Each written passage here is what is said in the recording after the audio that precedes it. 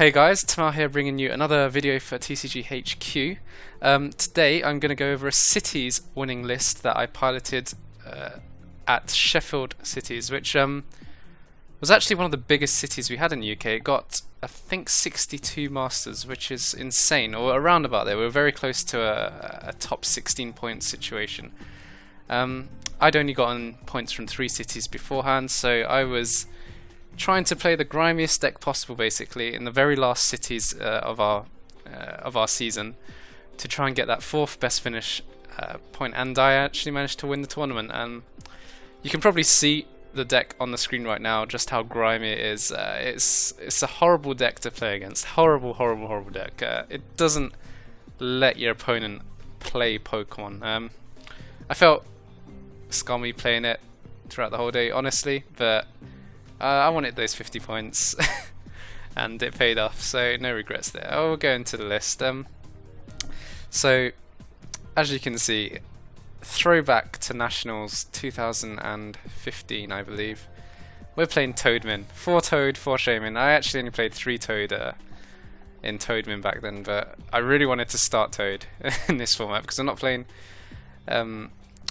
Trump card to shuffle back all the Super Scoop Ups and stuff. So we're going to play 4 Toad. We don't mind starting Toad. We don't mind getting head ring and things like that. We have plenty of stuff to deal with that. 4 Shaman, because you're going to see a lot of people question this throughout the day, and you're going to question why 4 Shaman, along with the 4 Silent Lab that you see further on in the deck list. Because I'm only going to be using Shaman turn 1, essentially, or any turn that they replace a stadium, but really it's only turn 1. And I want to blitz through my deck. I want to absolutely get I want to get the best hand possible for turn 2. This is assuming I go first. This deck is totally different going first and second. Going first, your strategy is very linear. Going second, it's a bit different. You have to be a bit more reactive. So I want the best turn 1 possible, and 4 Shaman gets me that. 3 Acrobike. This, along with 4 Trainer's Mail. This is my trainer draw engine, basically. It was more of a fact that I had a 57 card list, and what better to put. I did play this deck in Expanded recently. I'd got points from it then. It's definitely not as good in Expanded. It's very strong in Standard. I played Roller Skates then. I flipped a lot of Tails throughout the whole day. I flipped a lot of Tails throughout that day. I think anybody I played against can attest to that. And I decided to cut those for Acrobikes in the end, and it was a very good decision because Acrobikes paid off hugely throughout the day. I didn't really discard anything too important because this deck's just full of non-important cards mixed with very important cards. So you'll typically get 1 pretty useless card and 1 very useful card. 4 Crushing Hammer and 1 Enhanced Hammer. Shit, energy removal. It's pretty standard. Won't go into 2. It's basically the Toadtina line. 4 red card. This is to combine with the 4 Silent Lab. So you want to go first with this deck. And luckily this tournament was best of 1, and I went first about 3 of the games, and so you win those 3 games. You get red card, shuffle them down to 4, you get Silent Lab, they can't use Shaman, they need a supporter in open hand. Best of 1, chances are, odds are they do not have a supporter in opening hand. So you win the game. Basically, you just flat out win. They can't do anything. 4 Super Scoop Ups, it's to pick up damaged Toads to make them last longer, pick up Shamans to draw more, pick up Shamans when they Lysander stuff, pick up Toads when they Lysander Toad as well. All sorts of good stuff. Unfortunately, there's no Lysander Trump card, unfortunately. So you have to be a bit more careful with your Super Scoop Ups, but they're there to use as you need. 4 Ultra Ball for blitzing through a deck with Shamans and getting the Pokemon you need. Obviously, I did consider a Hooper because it can get you a couple of Toads and a Shaman, or a Toad and 2 Shaman, depending on what you need. But I never wanted to start with Hooper. That was just the worst case scenario. So I wanted 8 Pokemon that I didn't mind starting with. 4 VS Seeker because supporters are great and you want to get them back. 1 AZ, same reason I play Super Scoop Up, just in case of Lysander stall. Draw more with Shaman further on in the game. If for some reason they do replace the Silent Lab, pick up Toads when they get Lysandered, or 2 damaged. I decided to cut down to 1 Lysander. I felt I wasn't really using Lysander a whole amount because the whole aim of the deck is to stop your opponent really playing anything. The only time you really wanted to use Lysander is when they're building something up on the bench, and you want to Lysander it just so that you can use energy removal, guaranteed energy removal, like Team Flare Grunt. That's why I decided to only play one. It's probably risky, but it didn't really hinder me on the day. I found one to be fine. I barely used it, to be honest, so 3 Sycamore instead of 4, just because you're gonna draw into it at some point. Like, you're playing so many draw cards, you're gonna find a Sycamore turn 1 if that's what you need turn 1. And so we're only gonna play a count of 3. One Shauna, this was one of my MVPs throughout the day. I have been quoted as saying I will never play Shauna in a deck. I do think it's a terrible card. And as a draw card, yes, I do think it's terrible. As a means to stop you from decking out, it's actually a very cool card. So this stopped me decking out probably, I think, 4 games throughout the day. And in best of 1, that's a lot of games. So Shauna, huge MVP throughout the day. Thank you for not drawing too many cards. Team Flare Grunt, 3, very high count. Because it's absolutely insane when they're not drawing cards, they're attaching 1 energy a turn. Team Flare Grunt, you just want to build your ideal hand after turn 1 is just building like 1 Team Flare Grunt or 2 Team Flare Grunts and like 2 VS Seeker and things like that, just so you can keep on using it. It really stifles your opponent even if they draw into stuff. If they draw into Sycamore, get energies, they're still not going to be doing much after because you're toad locking them. And stopping them from basically playing a game. 1 Xerasic gets rid of Headringers, gets rid of special energies on your opponent's side. It's just a good utility card. It's great in the mirror. It's basically a 4th Flare Grunt that's more versatile. It's also pretty important in getting rid of tools sometimes if you want to Headringer your opponent. I've touched on 4 Silent Lab. 4 Silent Lab's cool. You don't want to play 4, but you want to draw them turn 1. Same issue of red card, you want to draw them turn 1, so you kind of have to play 4, unfortunately. One card I probably overlooked, I don't know if I'd play it, but you do find that you clog your hand of Silent Labs a lot, and Delinquent could be pretty cool in this deck. I totally forgot the card existed, I'll be honest, and I'd probably have played it instead of one of these acrobikes, just to really shut off your opponent. You definitely have hands where you just have 3 Silent Lab and you're like, what can I do with them? Like, they're never going to counter stadium me. Oh, I can Delinquent, put another stadium down, and yeah, pretty happy again. I'm not too sure about the tools. Like 2 Flagrant, 2 Headringers fine. 4 DC, obviously standard. No basic energies, it's important to note. The tools were quite hard to work out. You love the plus 40 HP from fighting Fury Belt. You absolutely love it. But you don't do much damage, so you're kind of making a trade-off there. Don't know how much it's worth it. I don't really know how much it impacted me through the day. It doesn't really change much of the math. Maybe just 4 Muscle Band is better, but I felt like I was kind of missing out on Breakpoint if I wasn't going to play any Breakpoint cards, so I thought I'd chuck a couple of these in as well. And that is my deck. I'll quickly, there weren't too many rounds, so I'll quickly go over them, but I just basically played like a fighting deck round 1, which is quite scary. Actually, it was probably my hardest game of Swiss. There were 6 rounds. Definitely, probably my hardest game of Swiss. Played Corey, Luke's brother, unfortunately, round 2, Night March. He drew absolutely dead because red card Silent Lab does that going first. I played against the Vettel Gallade, which I was close to scooping because he got turn 1 Gallade. But I think I got a bit fortunate. There was a couple of things my opponent could have done different to maybe eke out a win, and he didn't quite see those plays, so I managed to take advantage of that and just about stretch a game out before decking out. And I honestly can't remember what I played round 4, but I obviously won because I was 4-0, and we mathematically, it was guaranteed for 4 of us to make cut if we ID'd that round and ID'd the round after, and we'd be guaranteed to be paired up against each other because there were no 301s.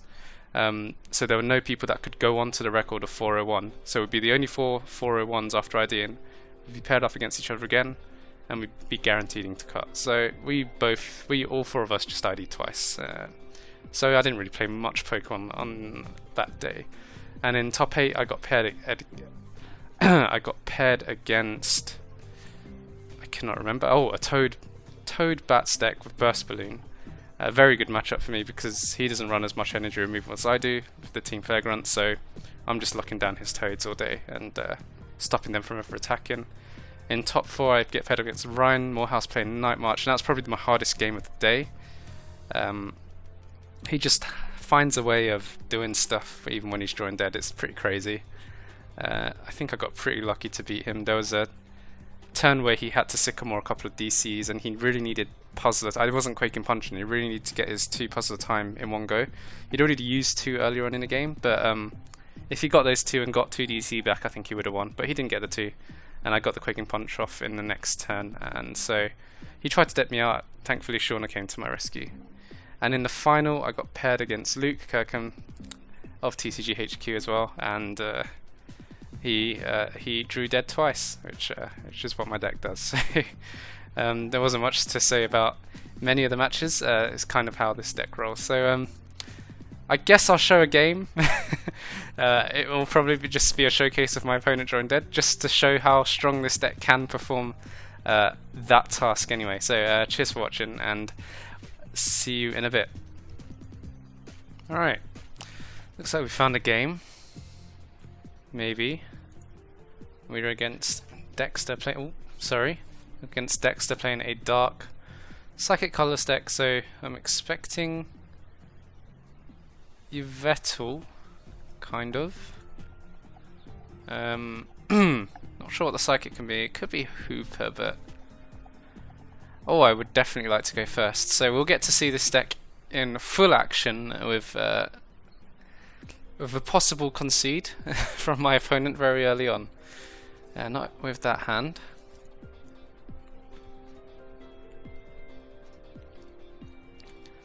Hopefully my opponent chooses a Pokemon quickly.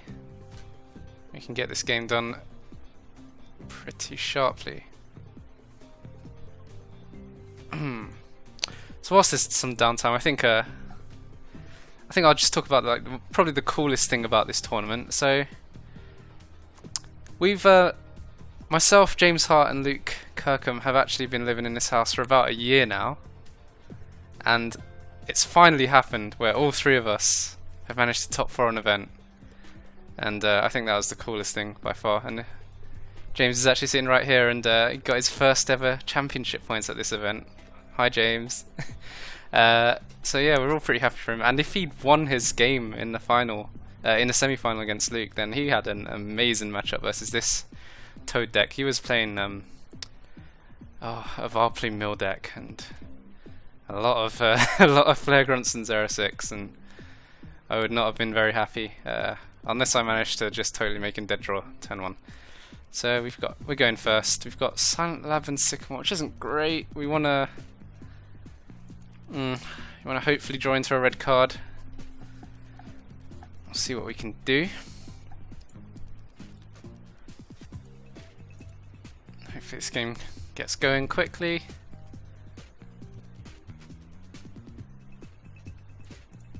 Maybe it won't. It is a very hard decision whether to put stuff on the bench or not. Oh, it's a mulligan draw. Okay. Cool. Zoro is a massive pain because he has this cool attack called Moonless Madness that really shuts off my deck. I hate playing against it. But hopefully he doesn't draw energy. So with 4 Toads, 3 Shamans, we'll go for a Toad. And set up and really hope to draw into red card. We have 4 in deck. That is none of those things. I can draw more.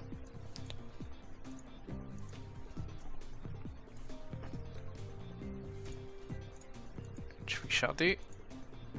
Only drawing for 3 this time. You don't really care how many Shamans you use turn 1, they're basically only meant to be used turn 1. And there it is. We'll use the Super Scoop up first. Doesn't yield anything. We'll red card them.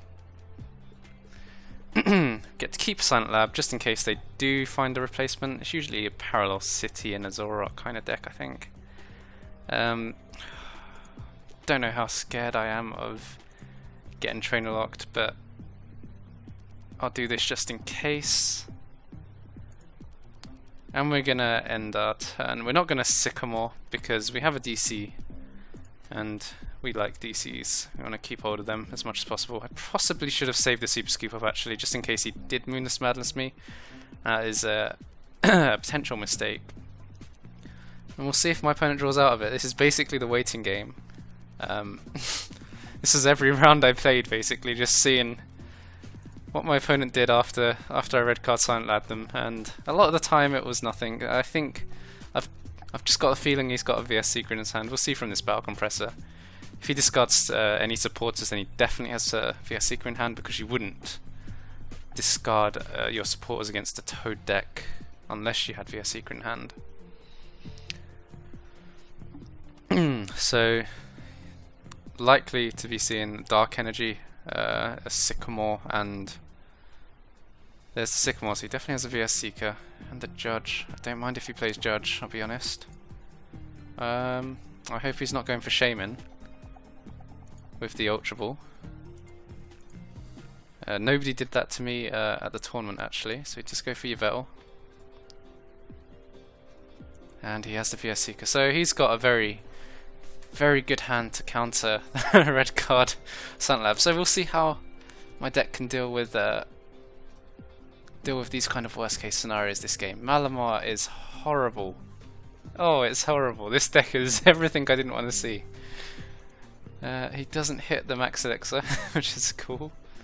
We'll see if he hits any energy. Oh, Malamar's not horrible. You can't use Malamar. I've got Silent Lab out. He does know about Moonless Madness though. But I have no reason not to just go for Quicking Punch anyway, really. So we'll go for Sycamore. Okay, Team Flare Grunt for next turn will be cool. Do I need to... I could Acrobike, try and get a Crushing Hammer. Maybe get a Super Scoop up. I've got a Crushing Hammer. Let's go for it. I'm not flipping. And let's try and flip for this one. That's probably the more important one, so we'll take that. So now he is ability locked and trainer locked. And it's a very powerful combination. Doesn't matter for some people though. Oh, he's got energies in the discard and everything. It's gonna be a hard game, boys. Okay, it's gonna be a very hard game. He's gonna retreat, which is cool. Okay, he doesn't actually get to use his Shadow Circle at all. I'll get to use the fact that I could try and bait him into trying to put me to sleep. Being put to sleep will get rid of my status condition.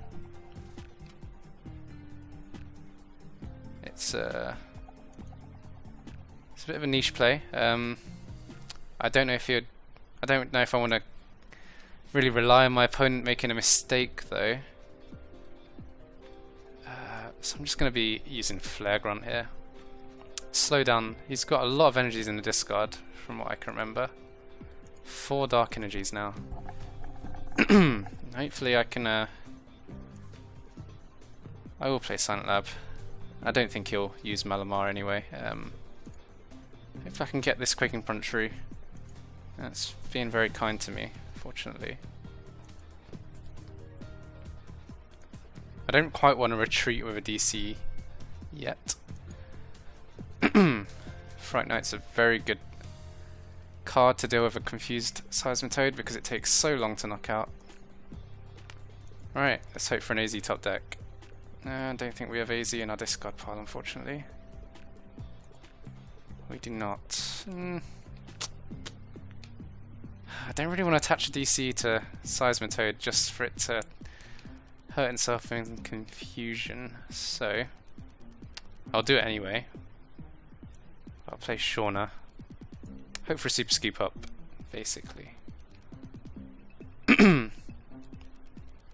Trainer's Mill could potentially be a Super Scoop up. It's not in this case, and we'll take the Crushing Hammer to play on a later turn and flip some more coins.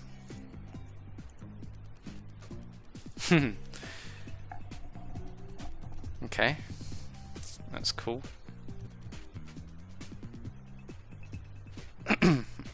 At this point in time, I don't think the trainer lock is hurting him too much anyway.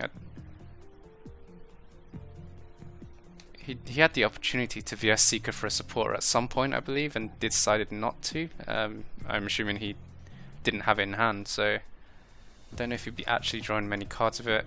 Ultra Ball's not going to be drawing many cards with Shaman.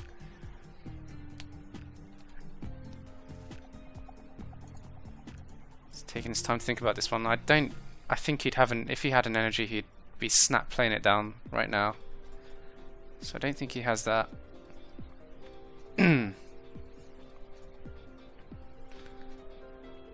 Actually not too sure what he does have in his hand, to be honest. He does have a Stadium, so if he has an Shaman he can draw 2.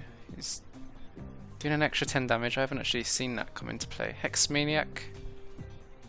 That's fine, I guess. And let's hope for some Super Scoop Ups. We got AZ. Ugh.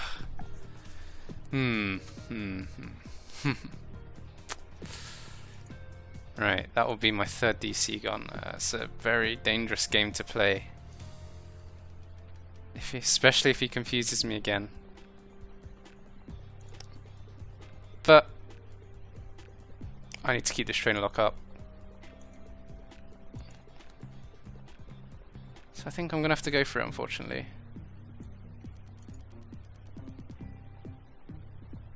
So we'll go ahead and do that. And bring out Toad. Just keep up the Quaking Punch. Hopefully he doesn't draw into Shaman. Shaman will only draw him 2 cards anyway, so it's not the end of the world if he does.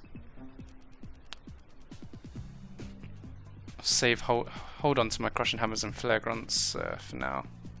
I'm not too threatened by this Malamar.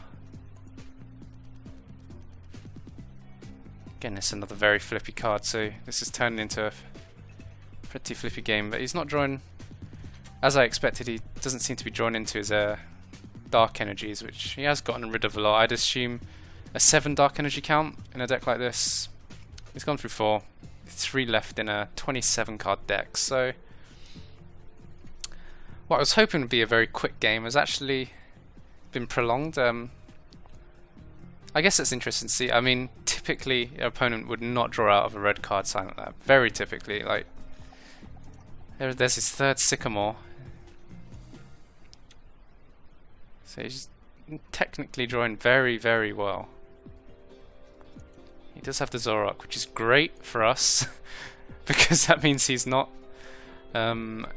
using Confusion, Meanness Madness, which is rather annoying. I like my hand. I don't need to do anything. The only thing I would really like is a Muscle Band, just so that this would go a bit quicker, but I'm just playing as if Night Fright Yveltal was active at all times. That's basically what we're doing. So we're going to see a standing. And oh, the 4th Sycamore. Okay, so I think we're playing the deck out game right now. He's getting stuff. He's definitely getting stuff. Let's see if I've played a Lysander. I have not. And he's still not getting energies. There is a Muscle Band. It doesn't do anything this turn, so I don't think I'll play it. I can bench a Toad. I can VS Seeker for AZ at any point. So I will. Yeah, I will not play the Muscle Band quite yet. I'll play it on the turn where I'm needing to do the extra damage. And we've seen a Judge of his go. I'd assume he'd only play 1 Judge. He's got 11 cards left in deck, and that is my strategy from here on out. It's decking him out, and we've got to compete with, I assume, 2 Lysander that I'd expect to come out of his deck. So we want to draw into some VS Seekers, basically. We see the first Lysander, that's cool. We see an energy go down. Okay, that's fine. We do have the AZ. So we'll go ahead and do that.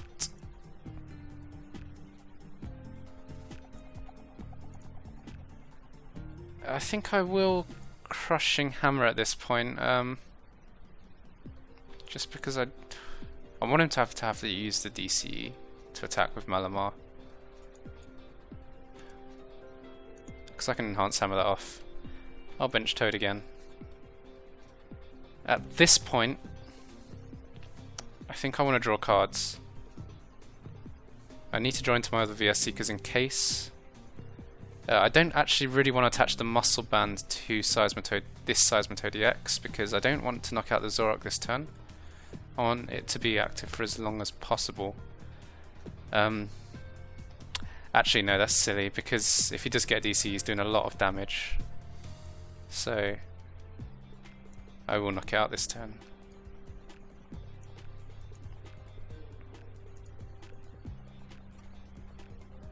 We get the VS Seeker, which is great. If he does ever drop below a certain number of cards as well, red card will... if he ever goes under 4 cards in hand, red card will make him deck out a little bit quicker. And there's another. We've got a lot of Filaire Grunt. So I assume he has a Dark Energy. Otherwise he should probably have saved this. Not too sure what Darkrai does, I'll be honest. Let's have a look. Okie dokie.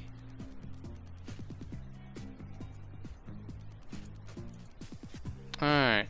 I kind of want a Silent Lab to stop off Malamar. He's going to draw an extra card. I'm fine with that. I do have the option at this point to... Oh, he's going to keep on drawing? Okay. I have the option to Lysander things. Unfortunately, I don't have Lysander and discard, but with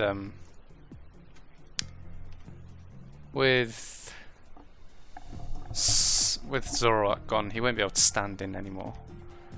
Right. So we're gonna Team Filaire Grunt that. We don't want him to get too many energies from discard.